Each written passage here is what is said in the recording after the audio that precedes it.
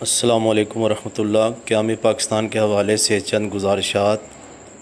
سورہ انفال کی آیت ہے وَاذْكُرُوا اِذْ أَنْتُمْ قَلِيلٌ مُسْتَضْعَفُونَ فِي الْأَرْضِ۔ مسلمانوں یاد کرو اس وقت کو جب تم تھوڑے تھے، کمزور تھے زمین میں، اور ڈرتے تھے کہ لوگ تمہیں اچک کے نہ لے جائیں۔ فَآوَاكُمْ، اللہ نے تمہیں ٹھکانہ دیا، وَأَيَّدَكُمْ بِنَصْرِهِ، اپنی مدد سے تائید کی، اور تمہیں پاک رزق دیا، لعلکم تشکرون، تاکہ تم شکریہ ادا کرو۔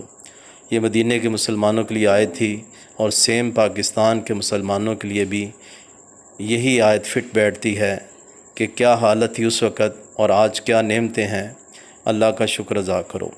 دو قومی نظریے کی بنیاد پہ پاکستان بنا۔ جب بھی کوئی پیغمبر کسی کفر کی سرزمین پہ اللہ کا پیغام لے کے آئے، ماننے والے ایک قوم، انکار کرنے والے دوسری قوم۔ اسی لیے حضرت قائد اعظم نے فرمایا بر صغیر میں جس دن پہلا آدمی مسلمان ہوا اسی دن دو قومی نظریہ وجود میں آ گیا، اور فرق بھی واضح تھا کہ ایک طرف رب واحد کی عبادت کرنے والے، دوسری طرف کروڑوں مورتیوں کی پوجا کرنے والے۔ ایک طرف رب کا حکم ہے لِیُظْہِرَہُ عَلَى الدِّینِ کُلِّہ، تمام ادیان پہ اسلام کو غالب کیا جائے، دوسری طرف رام راج کی آواز تھی۔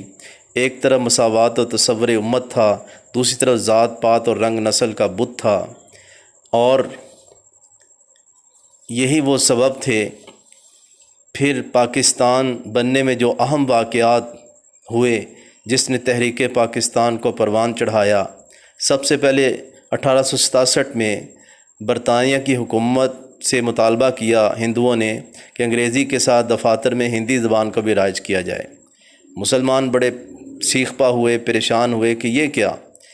پھر اس کے بعد مسلمانوں کو فائدہ پہنچا بنگال کی تقسیم جو 1905 میں ہوئی۔ بہت بڑا صوبہ تھا، 1,99,000 مربع میل پہ رقبہ، اور آبادی 7 کروڑ 80 لاکھ تھی۔ ایک لیفٹیننٹ گورنر کے بس کی بات نہیں تھی، تو صوبے کو تقسیم کیا گیا تو مسلمانوں کو اس سے فائدہ پہنچا۔ ڈھاکہ مرکز ایک صوبے کا، علیحدہ قانون ساز assembly, board of revenue, high court بننا تھا، لیکن ہندوؤں نے سرکاری املاک کو جلانا شروع کر دیا، ریل کی پٹری اکھاڑ دی، بمبوں سے حملے۔ آخرکار 1911 میں بنگال کی تقسیم کو منسوخ کر دیا گیا۔ مسلمانوں کو رنج پہنچا ان کے تعصب، ہندو تعصب کی وجہ سے۔ تو یہ ہیں وہ ٹرننگ پوائنٹ۔ پھر تحریک خلافت میں جس طرح انہوں نے خیانت کی کہ مسلمان لیڈر جیل میں، اور انہوں نے تحریک ختم کرنے کا اعلان کر دیا گاندھی نے۔ اور پھر ہندو انتہا پسند تحریکیں جس طرح RSS، بجرنگ دل، BJP، اس طرح شدھی اور سنگٹھن کی تحریکیں تھیں۔ مسلمانوں کو ملیچ یعنی ناپاک سمجھتے تھے، کہتے تھے ہندوستان ہندوؤں کا ہے، یا تو مذہب بدلو یا ملک چھوڑ دو۔ پھر نہرو رپورٹ نے بھی جلتی پہ تیل ڈالا۔ 1928 میں دہلی آل پارٹیز کانفرنس ہوئی۔ موتی لال نہرو نے سارے جو پوائنٹ تھے ہندوؤں کے ہی فائدے کے لیے، جو تعصب اور خود پسندی اور خود غرضی کی آئینہ دار تھی، وہ رپورٹ مسلمانوں کو قابل قبول نہیں تھی۔ محمد علی جوہر، حضرت موہانی قائد اعظم نے تجاویز دی کہ یہ شامل کر لو، لیکن وہ ہندو ہٹ درمی۔ تو پھر مسلمان سمجھ گئے کہ ہم کس طرح ان کے ساتھ رہ سکتے ہیں۔ رہی صحیح کسر 1937 میں جب کافی صوبوں میں کانگریس جیتی تو انہوں نے اسلامی شعار کا کھل کے مذاق اڑایا۔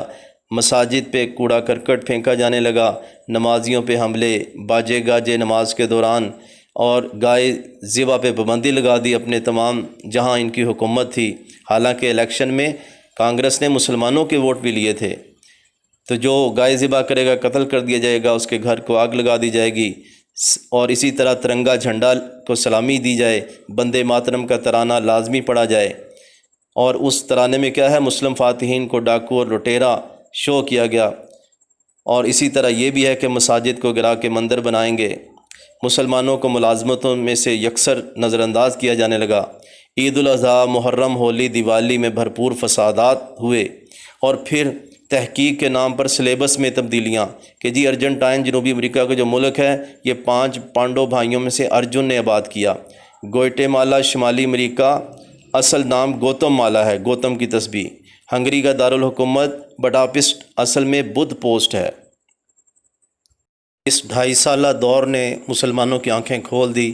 آخر کار 23 مارچ 1940 لاہور منٹو پارک میں خطبہ الہٰباد کی روشنی میں قرارداد لاہور پاس کی گئی، پھر ڈور ٹو ڈور کمپین چلائی گئی۔ علی گڑھ اور مسلم اسٹوڈنٹ نے، تحریک مجاہد کے کارکنوں نے فضل اللہ وزیر آبادی کے قیادت میں ایک صوبے میں رابطے کیے۔ پاکستان کا مطلب کیا؟ لا الہ الا اللہ، بن کے رہے گا پاکستان، بٹ کے رہے گا ہندوستان۔ 1946 میں مسلمانوں کی نمائندہ جماعت مسلم لیگ کامیاب ہوئی، اور ہندو سیخپا تھے کہ بھارت ماتا کی تقسیم نہیں ہونی چاہیے، اور یہ بہت بڑا معجزہ کہ گاندھی کہتا ہے میری لاش پہ پاکستان بن سکتا ہے۔ ہندو 3 گنا زیادہ تعلیم، تجارت، دولت، صنعت میں آگے، اور پھر بڑے بڑے مذہبی حلقے، ابوالکلام آزاد، حسین مدنی، مفتی محمود، احرار، لیبر پارٹی، باجا خان سرحدی گاندھی اور دیوبند کی اکثریت پاکستان کے بننے کے خلاف۔ اللہ نے پاکستان کو بنایا، بلکہ 1946 میں کیبنٹ مشن کو قبول کیا۔ انگریز نے کہا بھی ایک وحدت سے آزاد ہوگا، 3 زون ہوں گے، 10 سال بعد اختیار ہوگا، جو آزاد ہونا چاہتا ہے علیحدہ ہو جائے۔ مسلمانوں نے مجبوری اس کو قبول کیا، لیکن نہرو کی زبان پہ سے یہ نکلا۔ نہرو کہنے لگا کہ ایک دفعہ ہندوستان بن تو لینے دو، آزاد تو ہو لینے دو، پھر کون کسی کو علیحدہ ہونے دیتا ہے۔